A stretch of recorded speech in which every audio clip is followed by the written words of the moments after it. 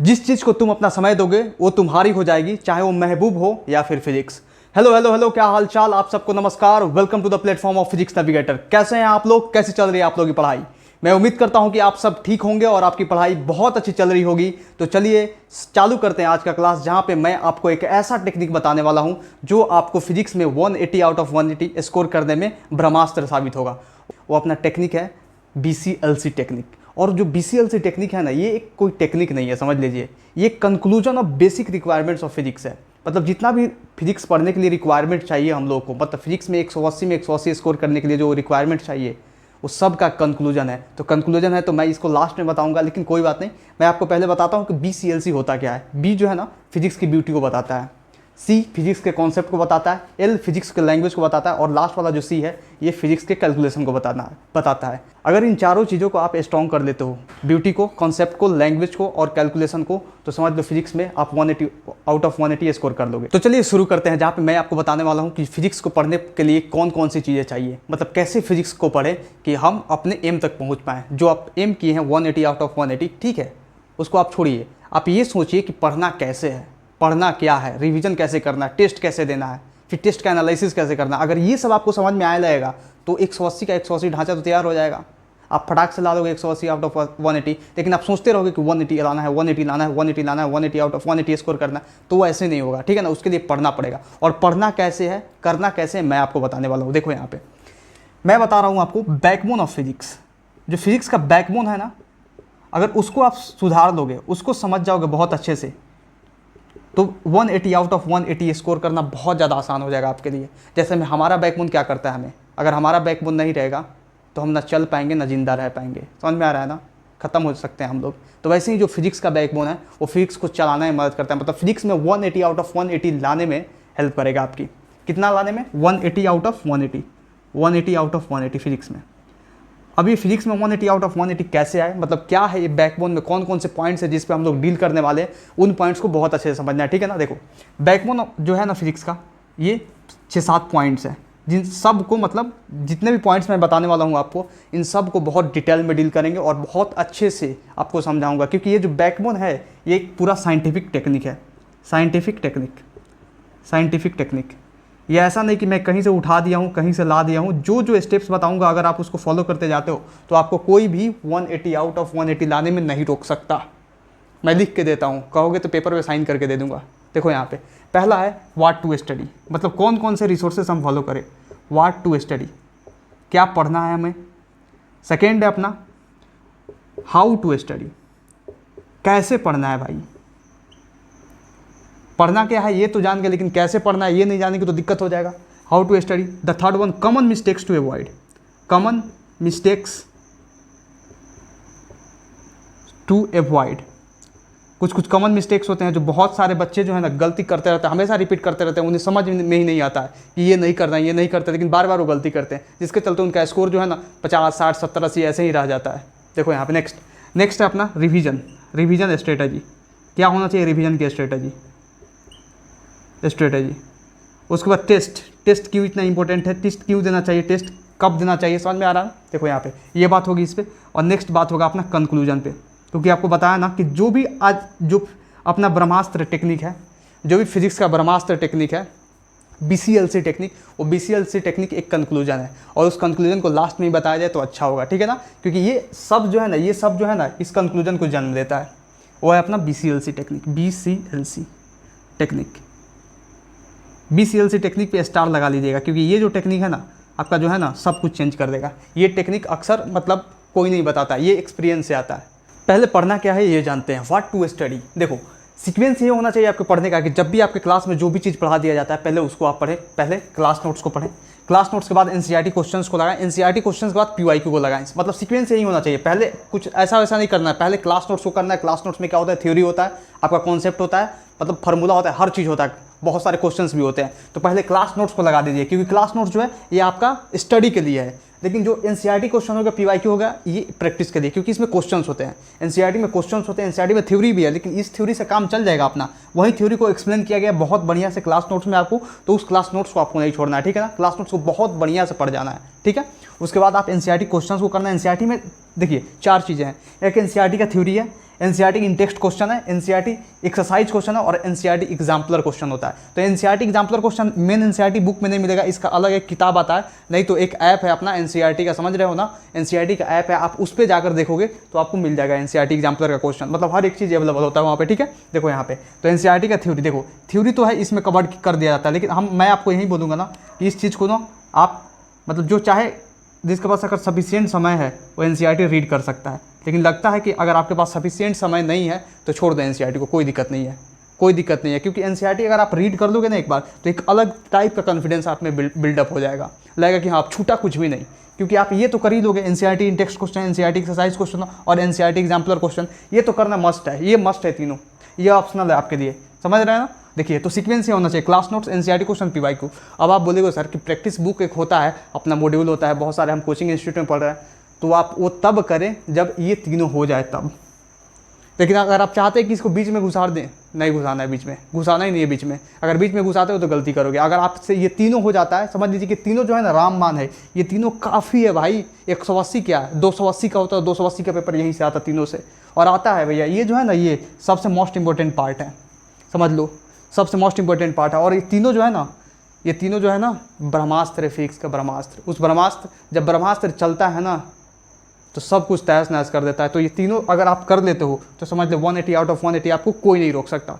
लेकिन अगर आपके पास भाई कोचिंग में पढ़ रहे हो, आपके पास मॉड्यूल है, लेकिन सफिशिएंट टाइम हो तभी जाकर मॉड्यूल लगाइए, लेकिन सफिशिएंट समय नहीं है तो मॉड्यूल को छोड़ दीजिए। बस इन 3 चीज़ को करने की ज़रूरत है, बार बार करने की ज़रूरत है, 3 चीज़ को कीजिए, बार बार कीजिए, छोड़ना नहीं है, ठीक है ना। 10 बुक को सोल्व करने से अच्छा है कि आप एक बुक को 10 बार सोल्व करें, तो बताइए कितना मजा आएगा। एक बुक को बार बार सोल्व कीजिए, बार बार रगड़िए उसको, एनसीईआरटी क्लास नोट्स को, एनसीईआरटी क्वेश्चन को, पीवाईक्यू क्लास नोट्स को, एनसीईआरटी क्वेश्चन को, पीवाईक्यू क्लास नोट्स को, एनसीईआरटी क्वेश्चन को, पीवाईक्यू को, क्लास नोट्स को, एनसीईआरटी क्वेश्चन को, पीवाईक्यू को। देखो कभी मार्क्स के बारे में सोचकर पढ़ाई मत किया करो कि हमको ये मार्क्स चाहिए, 180 आउट ऑफ 180 चाहिए। सोचो ये कि पढ़ना कैसे है, क्योंकि कर्म करेंगे तो फल तो अपने आप ही मिल जाएगा। तुम पहले रिजल्ट सोच ले रहे हो, तो पहले ये जानो कि करना कैसे है, मतलब फिजिक्स को कैसे पढ़ना है, हाउ टू स्टडी फिजिक्स। देखो क्लास को हमेशा जो है ना कंसिस्टेंटली करना है, मतलब एक दिन भी क्लास आपसे नहीं छूटना चाहिए, एक भी लेक्चर आपसे नहीं छूटना चाहिए। आप जो भी XYZ कोई भी ब्रांड्स कोचिंग पढ़ रहे हो, कहीं भी पढ़ रहे हो, समझ में आ रहा है ना, आप एक दिन भी क्लास को मत छोड़िए। Study consistently, attend class with focus, focus से क्लास को देखना है, मतलब पूरा कंसंट्रेशन के साथ। इसका फ़ायदा क्या है, फोकस से देखिएगा तो आपके दिमाग में जो है ना जल्दी जल्दी चीज़ें रिटेन होगी, बहुत अच्छे से रिटेन होगा, क्योंकि बाद में जाकर फिर पढ़ना नहीं पड़ेगा अगर फोकस से आप देखते हो तो। नहीं तो ऐसा फोकस से नहीं देखते हो तो कोई चीज़ कॉन्सेप्ट मान लो आपको समझ में नहीं है तो फिर जाकर पूछोगे किसी से तो उसमें टाइम बर्बाद होगा आपका, समझ में आ रहा है ना। तो आपको फोकस से क्लास देखना है। थर्ड वन है आपका कि study text book after class. ये सबसे बड़ा जो है ना स्टूडेंट गलती करता है कि टेक्स्ट बुक को नहीं पढ़ता है। भाई मैं बता दूं ना आपको कि टेक्स्ट बुक ऐसा चीज़ है ना जो आपका दिमाग खोल के रख देगा। एक बार जब आपके क्लास खत्म हो जाता है, क्लास पढ़ाई हो जाता है, उसके बाद आप जाकर टेक्स्ट बुक जरूर पढ़ें, तब आपको समझ में आएगा कि मैं बात कहना क्या चाहता हूँ। जो पढ़ रहा होगा उसको पता होगा इसका अहमियत कि कितना ज़्यादा इंपॉर्टेंट है टेक्स्ट बुक पढ़ना। टेक्स्ट बुक से होता है ना हर एक चीज़ आपके दिमाग में रिटेन हो जाता है, तो टेक्स्ट बुक को छोड़ो मत कभी भी। फोर्थ वन है अपना study theory concepts deeply before touching questions. मतलब सवाल करने से पहले आपको थ्योरी को और कॉन्सेप्ट्स को बहुत डिटेल में, बहुत डेप्थ में पढ़ जाना है। बिना थ्योरी को पढ़े हुए, बिना कॉन्सेप्ट्स को पढ़े, बिना फॉर्मूला जाने हुए कैसे आप सवाल करोगे। आप सवाल पे कूद पढ़ते हो और वहीं पे डिस्ट्रैक्ट हो जाते हो, वहीं पे फ्रस्ट्रेट हो जाते हो, वहीं पे डिमोटिवेट हो जाते हो, छोड़ देते हो सवाल को। 3-4 सवाल किए नहीं, कॉन्सेप्ट ऐसा आया, ऐसा कॉन्सेप्ट लगा उस सवाल में कि आपने छोड़ दिया उसे। फ्रस्ट्रेट हो जाते हो, बोलते हैं फिजिक्स बहुत टफ है, फिजिक्स हमसे हो नहीं रहा, हम कैसे करें, हम छोड़ देंगे, हम नहीं पढ़ेंगे, ऐसा सोचते हो आप।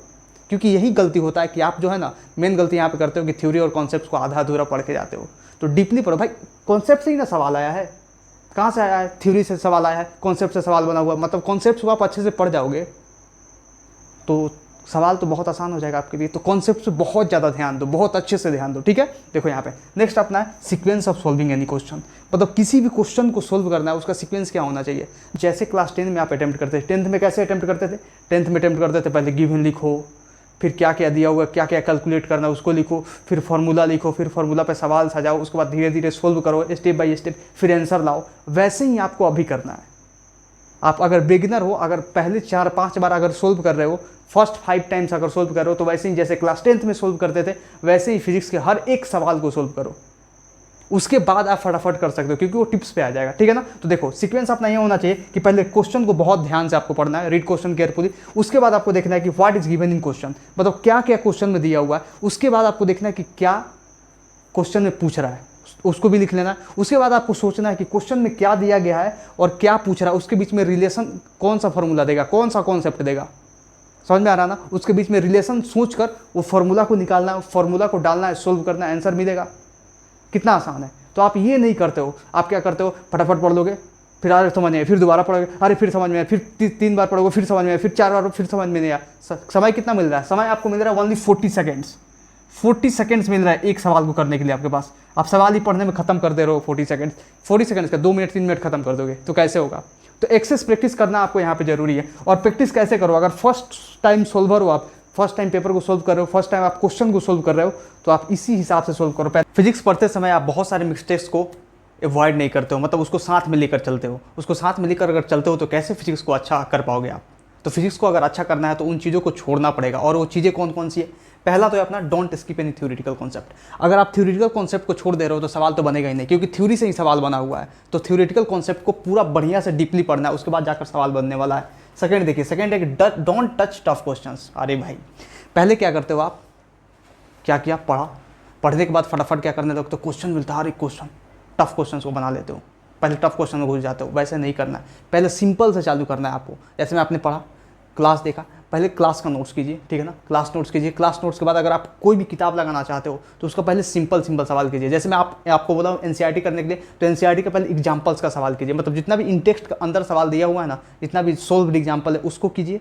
उसके बाद नेक्स्ट मूव कीजिए, देखिए कितना मजा आएगा आपको करते हुए, क्योंकि वो सारे आसान क्वेश्चन होते हैं। फिर नेक्स्ट लेवल अप करते जाइए, क्योंकि आप बेसिक से सीखिएगा ना, एक बेस बना के, एक फाउंडेशन बना के अच्छे से सीखिएगा, तब आपके दिमाग में जो है ना हर एक चीज़ घुसने लगेगा और ग्राफ जो है मतलब इंक्रीजिंग ऑर्डर में बढ़ने लगेगा, एक्सपोनेंशियल ग्रोथ होने लगेगा। अच्छा से आपका दिमाग का ग्रोथ होगा तो सवाल का लेवल जैसे जैसे बढ़ता चला जाएगा वैसे वैसे होता चला जाएगा आपसे।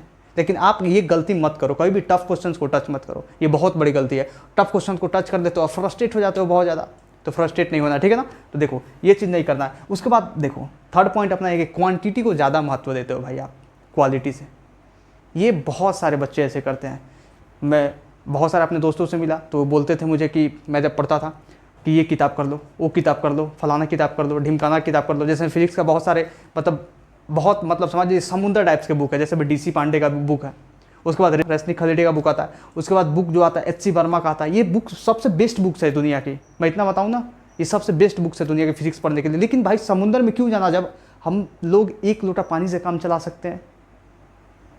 समुद्र किस लिए चाहिए हमें, जब आप चाहते हैं कि 180 आउट ऑफ 180 स्कोर कर ले तो समुद्र में क्यों जाना है अपने को, क्योंकि वहाँ से एडवांस लेवल का भी सवाल आता है। क्यों करना है उन सब सवालों को, तो छांटिए, समझ में आ रहा है ना। मतलब लिमिटेड होना चाहिए, रेलिवेंट होना चाहिए आपका कंटेंट, तभी जाकर आप कुछ कर पाइएगा। ऐसा नहीं कि समुद्र में गोते लगा रहे हैं, 10 बुक को सोल्व कर रहे हैं, 10 बुक को लेकर। अरे एक किताब करो 10 बार सोल्व करो, 10 बुक को सोल्व करने से अच्छा है। नेक्स्ट देखिए, नेक्स्ट है कि डोंट स्टडी लाइटली। भाई लाइटली स्टडी कभी मत करो। किताब ले लिए, पढ़ रहे हो, हाँ पढ़ते जा रहे हो, सवाल को भी पढ़ते जा रहे हो, सवाल का सोल्यूशन देखते जा रहे हो। ये सबसे बड़ा गलती है, सबसे बड़ा गलती है। आप जब तक घिसोगे नहीं, लिखोगे नहीं, तब तक कुछ नहीं हो पाएगा। लिखना पड़ेगा, हर एक सवाल को लिखो, उसका सॉल्यूशन लिखो, समझ में, अपने हाथ से। पहले तो अपने से बनाओ सवाल को, पहले से अपने से सोल्व करो, फिर देखो उसका, अगर कॉन्सेप्ट नहीं समझ में तो कॉन्सेप्ट देख कर सोल्व करो, कैलकुलेशन देख कर सोल्व करो। पहले अपने से करना, पहले 5 बार तो अपने से करो। आया समझ में। देखो यहाँ पे पहले देखो नीट एग्जाम जो है ना, आप ये चारों पॉइंट तो देखिए।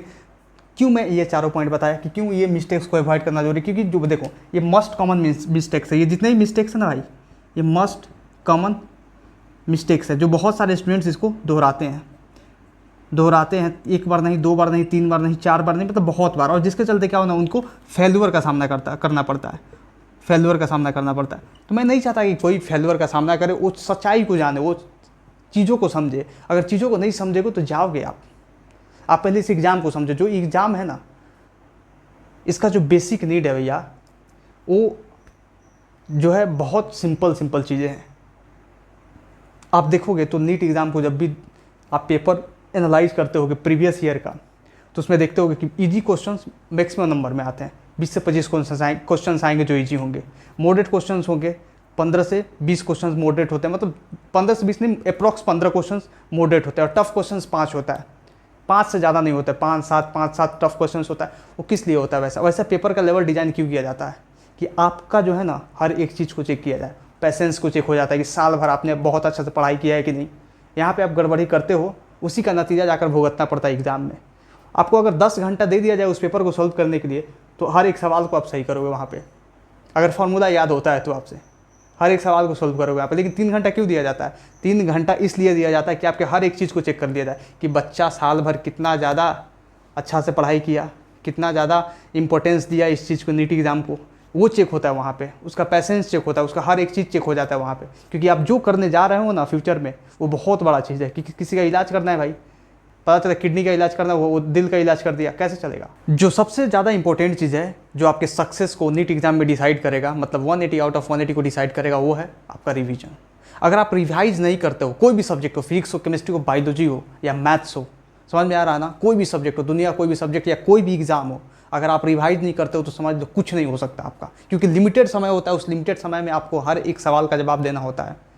और नीट में तो 40 सेकंड से ज़्यादा आपको मिलने वाला नहीं है। तो अगर रिवीजन होगा, भरपूर रिवीजन, तो आप जो है ना सवालों को, मतलब एक भी सवाल आपसे नहीं छूटेगा और हर एक चीज़ फटाफट, सवाल आया उसमें आंसर मिलना चाहिए, सवाल आया आंसर मिलना चाहिए। मतलब सवाल आपको पढ़ने में कितना लगना चाहिए? 20 सेकंड, पढ़ने और समझने में 20 सेकंड लगना चाहिए और 20 सेकंड में सोल्यूशन आपके दिमाग से निकलना चाहिए। अगर ऐसे हुआ तभी जाकर आप पा पाओगे इस एग्जाम को। तो इतना प्रैक्टिस कर जाओ, इतना रिवीजन कर जाओ, इतना रिवीजन कर जाओ ना कि सवाल देखते आंसर आना चाहिए, सवाल देखते आंसर आना चाहिए, सवाल देखते आंसर आना चाहिए। अगर सवाल देखते आंसर नहीं आ रहा है तो समझ लो कि अभी कमी है, नहीं हो सकता, आपका एग्जाम नहीं क्रैक कर सकते आप, नहीं होगा, कोई भी सिलेक्शन नहीं होगा। तो देखो यहाँ पे बहुत सारे यहाँ पे पॉइंट्स मैं दिखाऊं रिवीजन स्ट्रेटजी के, जो है ना आपके सबकॉन्शियस माइंड के साथ ये खेलेगा। समझ लीजिए कि ये ऐसा साइंटिफिक पॉइंट्स है ना, को आपके माइंड में जो है ना हर एक चीज़ को फीड कर देगा। तो इस चीज़ को अगर फॉलो करते हो, जो भी चीज़ बताया हूँ, तो हर एक चीज़ होगा। 180 आउट ऑफ 180 सोचे हो ना, मैं लिख के देता हूँ, वो भी आएगा।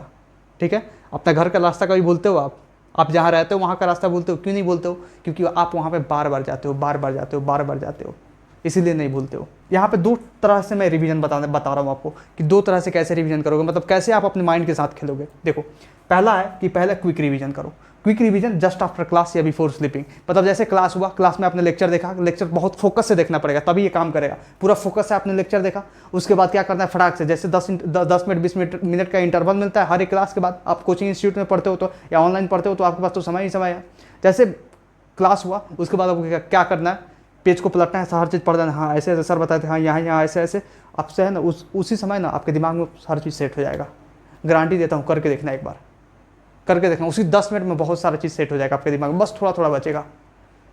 तो ये तो आप कर सकते हो quick revision just after class. और बिफोर स्लीपिंग, अगर सोने जा रहे हो तो उससे पहले भी कर दो, उस समय भी सेट होगा, क्योंकि आप मल्टीपल रिवीजन कर रहे हो, अपने दिमाग के साथ खेल रहे हो। दूसरा देखो, एक होता है रियल रिवीजन, ये तो क्विक रिवीजन हुआ जो फटाफट कर दिया आपने, फटाफट पेज पलटा, ये देख लिया, हाँ ऐसा ऐसा हुआ, ऐसा ऐसा सर ने बताया था, सोच लिया फटाफट, ये क्विक रिवीजन हुआ। लेकिन रियल रिवीजन क्या है? रियल रिवीजन का मतलब हुआ हर एक चीज़ को पढ़ना है, और हर एक चीज़ को पढ़ोगे तो समझ लो कि ये तो सबसे बड़ी बात है, सबसे अच्छी बात है। ये आप कभी भी कर सकते हो, लेकिन मैं सबसे बेस्ट टाइम जो आपको बता रहा हूँ ना, ये मॉर्निंग में। रियल रिवीजन आपको मॉर्निंग में ही करना है। अगर मॉर्निंग में करते हो तो समझ लो हर एक चीज़ अच्छा जाएगा। मतलब मॉर्निंग में ऐसा क्या खास बात है? मॉर्निंग में ऐसा खास बात यह है कि अगर उस समय क्या होता है कि आप सो के उठे होते हो, माइंड आपका फ्रेश होता है, बहुत अच्छा माइंड काम करता है आपका वहाँ पे। और माइंड अच्छा से काम करता है तो हर एक जो भी चीज़ अगर आप वहाँ पे पढ़ते हो, जो भी चीज़ करते हो, उसमें मन लगता है, मन लगेगा तो दिमाग में जाएगा।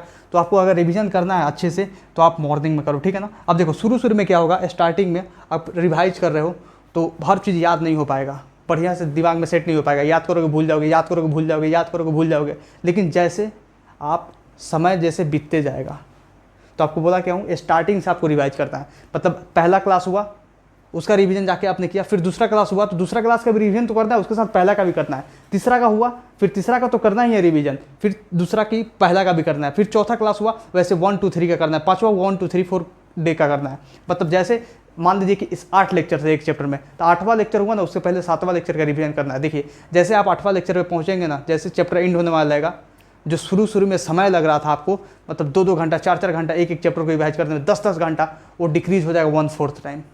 देखिए करके 1/4 टाइम डिक्रीज होगा, पूरा 25% पे आ जाएगा। मतलब जिस क्लास में आपको 4 घंटा लग रहा था रिवाइज करने में ना, वहाँ पे 1 घंटा में रिवाइज करके फेंक दीजिएगा। इतना मतलब सबकॉन्शियस माइंड के साथ आप ऐसे खेल सकते हैं। समझ रहे हैं ना। देखिए लिखा हो कि स्टार्टिंग में रिवाइज करना है, हर एक चीज़ रिवाइज करना है, कोई भी चीज़ को नहीं छोड़ना है, टाइम टेकिंग होगा, ठीक है ना। लेकिन जैसे टाइम पास है, जैसे टाइम बीतेगा सिर्फ स्टार मार्क क्वेश्चन को आपको करना है, मतलब स्टार मार्क कर लीजिए क्वेश्चन। हाँ, जो शुरू में आपसे आ गया वो तो आ ही जाएगा, हमेशा आ जाएगा, क्योंकि सिंपल फॉर्मूला बेस्ड क्वेश्चन होता है। मैं आपसे पूछूं कि हाँ आप एक काम करो, speed equal to distance by time होता है, आप ये फॉर्मूला मतलब पे एक सवाल दे रहा हूँ बहुत सारा सिंपल, उसको बना के दिखाओ, तो फटाक से बना दोगे हाँ speed equal to distance by time, सीधी सी बात है, ये तो कोई भी बना देगा। तो इस फॉर्मूला पे सवाल बार बार करने से मतलब कोई फ़ायदा नहीं है, ठीक है ना। तो इस ऐसे फॉर्मूले पे जो आपसे डायरेक्ट फॉर्मूला बेस्ड क्वेश्चन है, सिंपल क्वेश्चन है, उसको आप मत कीजिए। तो शुरू में कर सकते हैं, जैसे जैसे समय बीते ना ऐसे सवालों को जो है आप छोड़ दीजिए, स्किप कीजिए, उसको कभी मत कीजिए, क्योंकि आप जानते हो कि फॉर्मूला डालेंगे आंसर आ जाएगा, तो फिर बार बार क्यों करना, टाइम वेस्ट क्यों करना उसमें, ठीक है ना।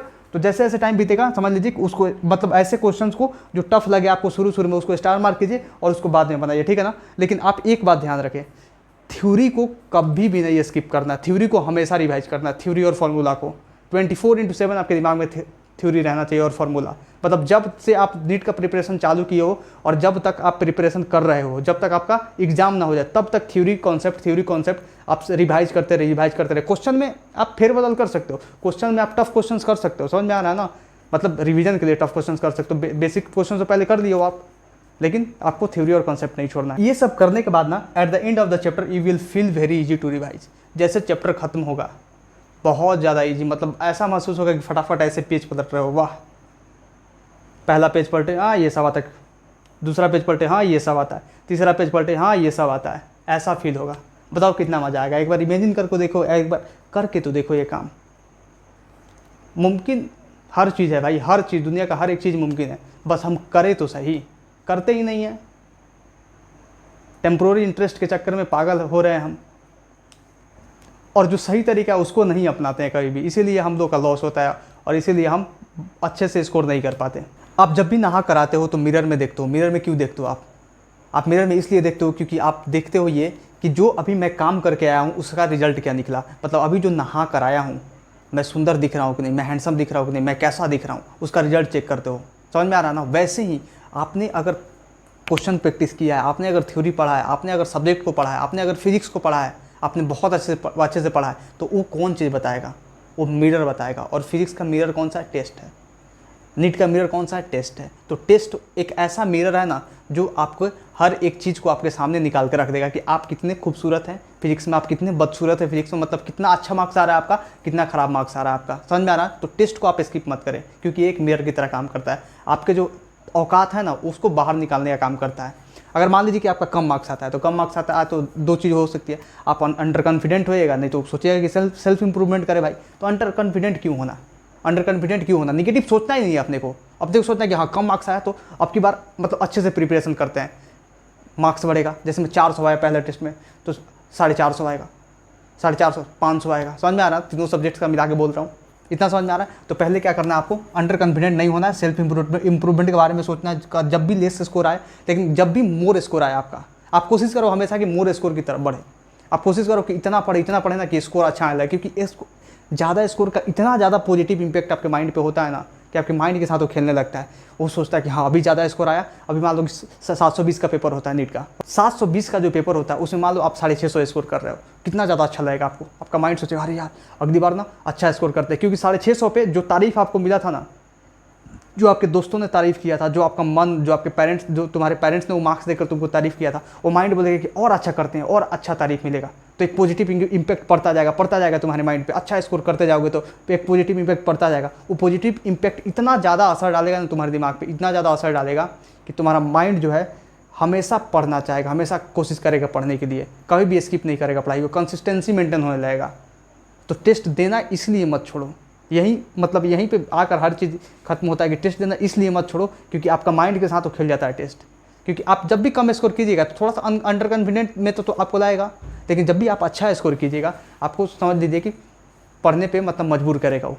इंतजार खत्म होता है। देखिए अपना ये BCLC टेक्निक, जो BCLC टेक्निक आपको जो मैं बताने वाला था, ये कंक्लूजन ऑफ टेक्निक्स है। मतलब जो टेक्निक इससे पहले आपको बताया, जो स्टेप्स में आपको पढ़ाई करना है, समझ लीजिए कि उसका ये सारा कंक्लूजन है। अगर इस चीज़ को अगर आप फॉलो नहीं करते हो तो सब कुछ बेकार हो जाएगा। मतलब समझ लीजिए कि सब का बाप है ये, और बाप जो है ना बाप होता है। तो देखो यहाँ पे पहला क्या करना, BCLC में आपको बताया कि B से होता है ब्यूटी, C से होता है कैलकुलेशन, L से होता है लैंग्वेज और C से होता है कॉन्सेप्ट। तो पहला ब्यूटी है भाई, देखो फिजिक्स का ब्यूटी क्या होता है। फिजिक्स का ब्यूटी जो है ना, हर एक चैप्टर एक दूसरे से लिंक है। आप कोई भी चैप्टर पढ़ो, देख लेना पिछले चैप्टर का यूज हो जाएगा, पिछला कोई भी चैप्टर का यूज हो जाएगा। आप इलेक्ट्रोस्टैट पढ़ो, काइनेमेटिक्स का यूज हो जाएगा। इलेक्ट्रोस्टैट पढ़ो, बेसिक मैथ्स का यूज हो जाएगा। आप इलेक्ट्रोस्टैटिक पोटेंशियल पढ़ो, यहाँ पे वेक्टर्स का यूज हो जाएगा। मतलब बहुत सारी चीज़ों का, बहुत सारे चैप्टर्स का जो है ना बाद में जाके यूज हो जाता है। मतलब फिजिक्स का ब्यूटी यही है कि हर एक चैप्टर एक दूसरे से लिंक है। तो किसी भी चैप्टर को आप कृपया ना छोड़ें। अगर छोड़िएगा तो समझ लीजिए कि जाइएगा आप जो एम कर रहे हैं ना, 10 नंबर 20 नंबर आएगा, उससे ज़्यादा नहीं आ सकता आपका, समझे। तो पहला हो गया अपना ब्यूटी। दूसरा हो गया कॉन्सेप्ट। भाई कॉन्सेप्ट को इतना डीपली एनालिसिस के साथ आप पढ़िए, इतना डीपली पढ़िए कॉन्सेप्ट को कि सवाल कहीं से बन के आए, बनेगा तो उस कॉन्सेप्ट से ही। कॉन्सेप्ट अगर पढ़िएगा तो सवाल भी बन जाएगा आपसे। मतलब मैं बोल रहा हूँ ना, more than 95% of the questions you will solve if you will read concept deeply. अगर अच्छे से लर्न कर दें कॉन्सेप्ट को तो मोर देन 95% अब सवाल को आप ना बहुत अच्छे से कर पाइएगा। तो इस चीज़ को आप ध्यान दीजिए बहुत अच्छे से। अब देखिए तीसरा अपना लैंग्वेज। भाई लैंग्वेज, आप नीट फिजिक्स को देखें तो नीट फिजिक्स में क्वेश्चंस में टफ लैंग्वेज बना दिया जाता है, टफ लैंग्वेज बना दिया जाता है, लेकिन उसका जवाब जो होता है ना बहुत आसान होता है। छोटे छोटे फार्मूला बेस्ड क्वेश्चंस आते हैं, थ्योरेटिकल बेस्ड क्वेश्चंस आते हैं, लेकिन लंबा क्वेश्चन होगा, लेंदी क्वेश्चन होगा, लैंग्वेज उसका टफ कर दिया जाएगा। यही दिक्कत होता है। और लैंग्वेज टफ होने के चलते सवाल समझ में नहीं आता, सवाल बनता नहीं है। तो उसके लिए क्या करना पड़ेगा, उसके लिए मैक्सिमम से मैक्सिमम क्वेश्चन आपको प्रैक्टिस करना पड़ेगा। सवाल जाएगा कहाँ भाई, पर चैप्टर 500 क्वेश्चन प्रैक्टिस कर जाइए आप। पर चैप्टर अगर आप 500 क्वेश्चन प्रैक्टिस करो from different topics from that chapter, तो समझ लीजिए कोई भी क्वेश्चन जो है ना बाहर नहीं जाने वाला है, उस 500 के अंडर में ही आएगा। अगर करना चाहते हो उससे ज़्यादा भी कर सकते हो, लेकिन कम से कम 500 करना है, ठीक है। तो लैंग्वेज का प्रॉब्लम सॉल्व हो जाएगा। देखिए नेक्स्ट है अपना कैलकुलेशन। भाई सबसे इंपॉर्टेंट चीज़ है कैलकुलेशन, इस बेसियल से टेक्निक का। क्योंकि कैलकुलेशन अगर नहीं होगा ना तो आप कॉन्सेप्ट लगा कर भी, फार्मूला लगा कर भी आंसर के पास तो पहुंच जाएगा, लेकिन उसको कैलकुलेट नहीं कर पाएगा, कटा नहीं पाएगा बढ़िया से। कैलकुलेशन नहीं आएगा तो सब कुछ समझ लीजिए कि बेकार है। तो कैलकुलेशन के लिए सबसे मोस्ट इंपॉर्टेंट चैप्टर 2 है, वो है बेसिक मैथ्स और वेक्टर्स। इस चीज़ को नहीं छोड़ना है, इसको एक लेवल तक पढ़ना है, मतलब बहुत अच्छे से पढ़ना है। ऐसे पढ़ना है ना जैसे आपको ABCD बोल दिया है, सुनाने के लिए कैसे सुनाइए, ABCD FG पूरा जेड तक सुना दीजिएगा, क ख का पूरा सुना दीजिएगा, A फॉर एपर, B फॉर बॉल सुना दीजिएगा। वैसे ही आपको बेसिक मैथ्स और वेक्टर्स आना चाहिए। और कुछ बेसिक चैप्टर्स भी हैं भैया, ये 2 चीज़ तो आप कभी मत छोड़िए। बेसिक चैप्टर्स, अब बेसिक चैप्टर्स है क्या सर, बेसिक चैप्टर्स क्या होता है। बेसिक चैप्टर्स में आ गया आपका unit and dimension, 1D motion, 2D motion, circular motion, work on energy, Newton's laws of motion. मतलब ये चैप्टर्स ऐसे बेसिक चैप्टर्स हैं ना कि इनका जो है ना यूज जाकर अपना हो जाता है आने वाले क्लास 12th के चैप्टर्स में, SHM में हो जाता है, वेव्स में हो जाता है, वेव मोशन में हो जाता है, उधर रे ऑप्टिक्स में हो जाएगा। तो इन चैप्टर्स को आपको खास करके नहीं छोड़ना है। इलेक्ट्रोस्टैट में हो जाएगा, मत छोड़िए, कभी मत छोड़िएगा। अगर इन चीज़ों को आप ध्यान रखते हैं तो समझ लीजिए कि बल्ले बल्ले 180 आउट ऑफ 180 आपका कोई नहीं रोक सकता। एक लास्ट और फाइनल टिप मैं आपको देना चाहता हूँ, वो है अपना DCP। DCP का मतलब ये नहीं कि डिप्यूटी कमिश्नर ऑफ पुलिस। भाई डिप्यूटी कमिश्नर ऑफ पुलिस एक अपने आप में बहुत बड़ा चीज़ है, लेकिन यहाँ पे जो DCP है ना, ये अपना डिसिप्लिन, कंसिस्टेंसी और पैसेंस। अगर इस चीज़ को आप फॉलो करते हो तो समझ लो कि जीवन सुधर जाएगा। ये पूरा जीवन सुधारने के लिए है। मतलब लाइफ जो है ना, चाहते हो कि लाइफ में हर चीज़ कर जाओ, हर एक चीज़ आपको मिल जाए। ये एग्ज़ाम तो बहुत छोटा सा चीज़ है यार, नीट का एग्ज़ाम बहुत छोटा सा चीज़ है। आप डिस्ट्रैक्शन के चलते बर्बाद कर दियो हर एक चीज़ को। लेकिन अगर आप डिस्ट्रैक्शन से हट के डिसिप्लिन, कंसिस्टेंटली और पैसेंटली पढ़ाई करते हो ना, तो समझ लो कि कुछ नहीं, 4 महीना काफ़ी है नीट के एग्ज़ाम को क्रैक करने के लिए। 4 मंथ्स। आप बोलोगे कि सर इतना मतलब बहुत एडवांस बता रहे हैं बात आप, 4 मंथ्स, क्योंकि आप फोकस्ड नहीं हो ना। लाइब्रेरी में जाते हो पढ़ने, रूम पे पढ़ते हो, लेकिन पढ़ते हो 14 घंटा बैठते तो हो, लेकिन पढ़ते हो वहाँ पे 4 घंटा भी नहीं। एक बार क्या करो, आप टाइमर लगाओ, फ़ोन का टाइमर लगाओ और टाइमर लगा कर एक बार पढ़ कर देखो। आपको पता चलेगा कि 14 घंटा में आपने 4 घंटा भी अच्छे से पढ़ाई नहीं किया, 2 घंटा भी अच्छे से पढ़ाई नहीं किया। तो अच्छे से पढ़ाई कीजिए, किसी भी चीज़ को जो भी अभी बताया उस सब चीज़ को पालन करना है, ठीक है ना। उसको नोट कर दीजिए और उसको बार बार देखते रहना कि हाँ ऐसे ऐसे हमको फॉलो करना है फिजिक्स में, तब जाकर आपका अच्छा स्कोर बनेगा, ठीक है। थैंक यू वेरी मच, नमस्कार।